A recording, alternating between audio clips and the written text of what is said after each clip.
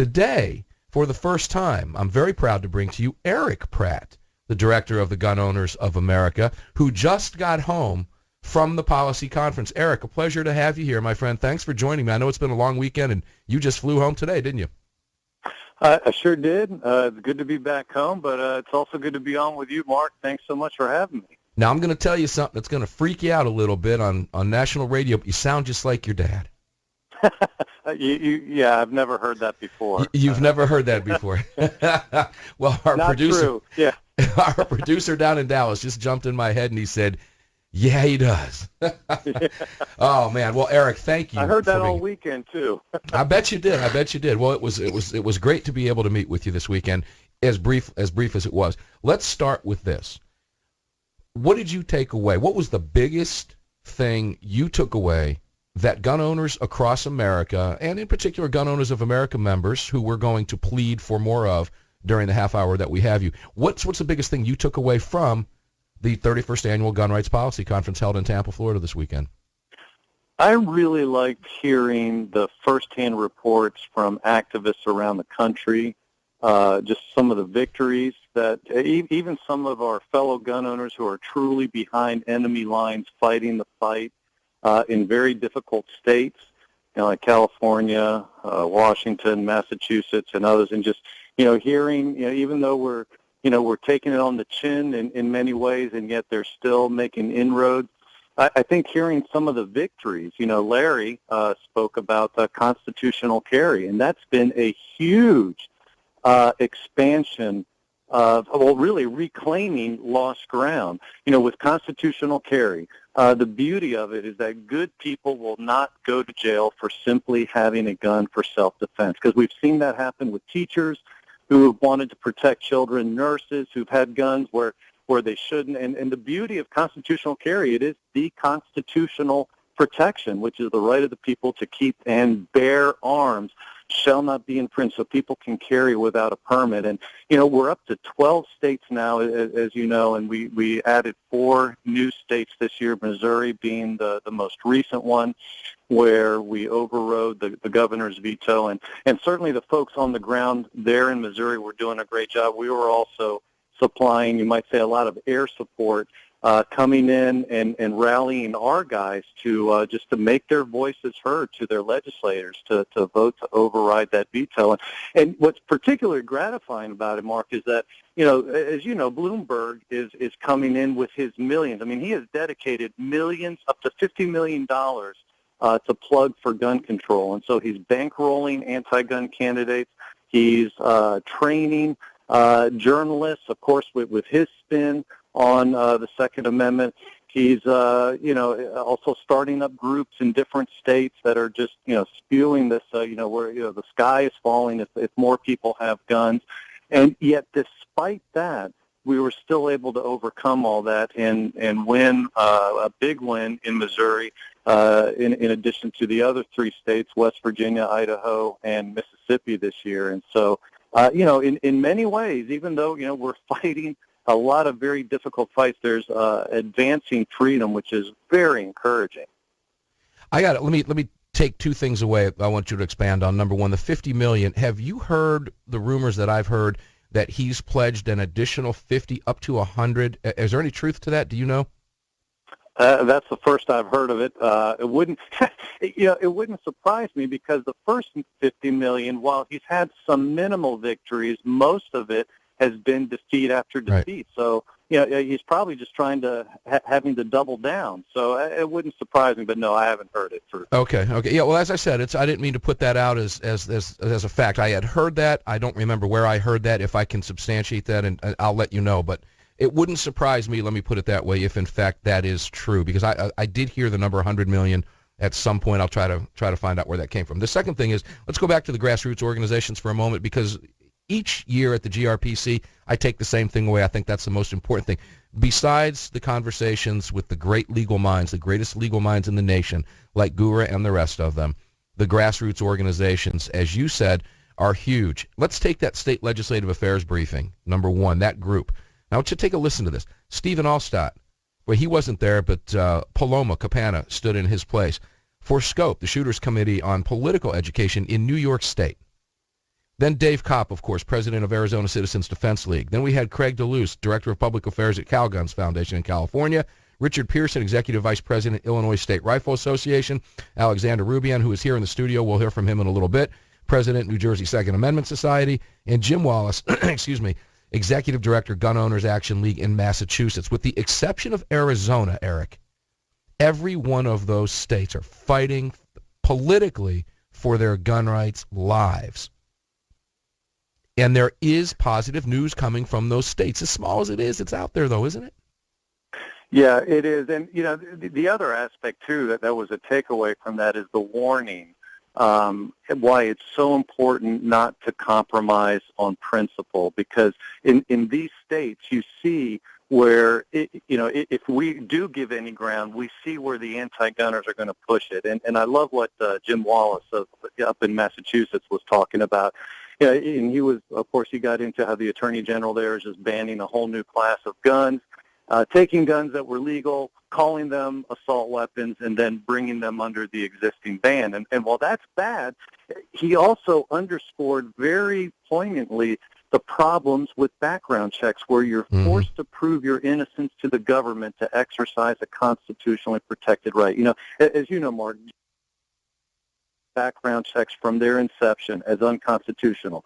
The Second Amendment says shall not be infringed, and anytime you have to prove your innocence to the government in order to exercise a right, that's an infringement.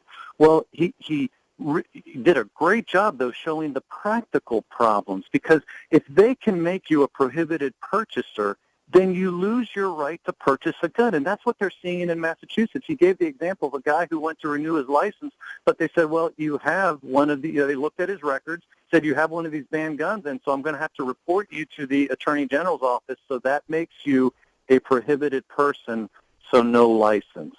Yeah, and Eric, real quick, we're getting ready to go to a break. I want to continue that when we come back. One thing I want to point out that you just said, and I think it's even more frightening than what you're specifically talking about now, was the statement you made that the Attorney General is banning guns. The Attorney General is banning guns. So who's going to ban guns next? The Attorney General in Massachusetts can ban a class of weapons all by herself?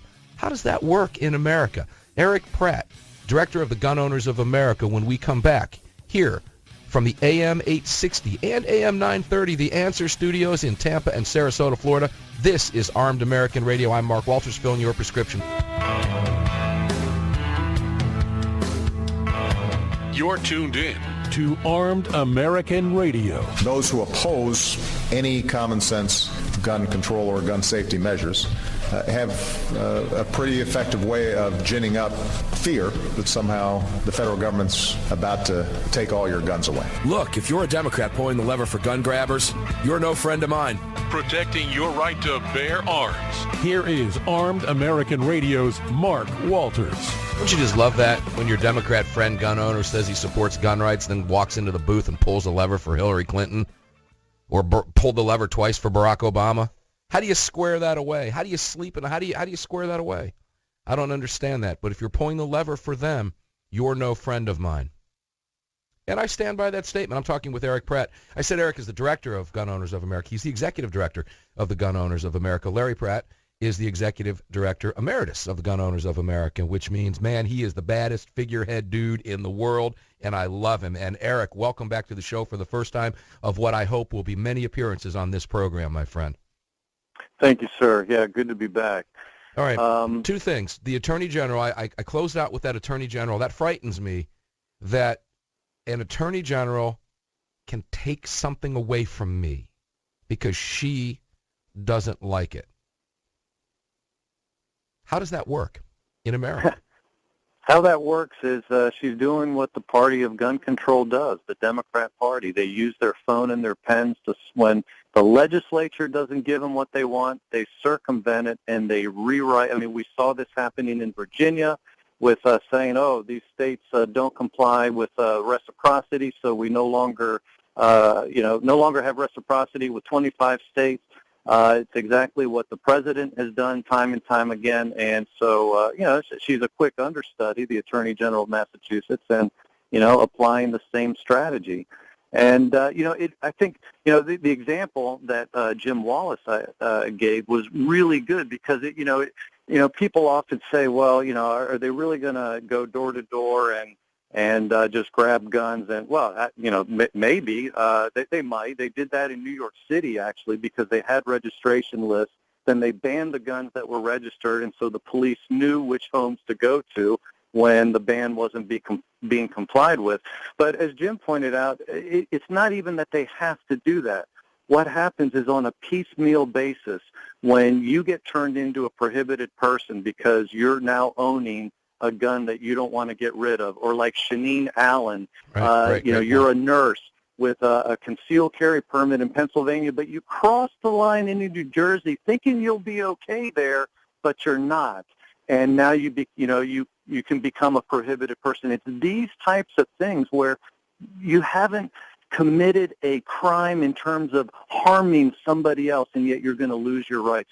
And we see this, Mark, and this, we see this at the federal level. Military veterans suffering from PTSD and the like who've had guardians appointed for them, and so they're put into the NICS system, more than 250,000 of them that can't buy guns. Or senior citizens, same type of standard now under Obama is being applied to them. They're dealing with memory issues, have guardians appointed for them. Now they're going to start receiving notices that they can no longer own or purchase firearms.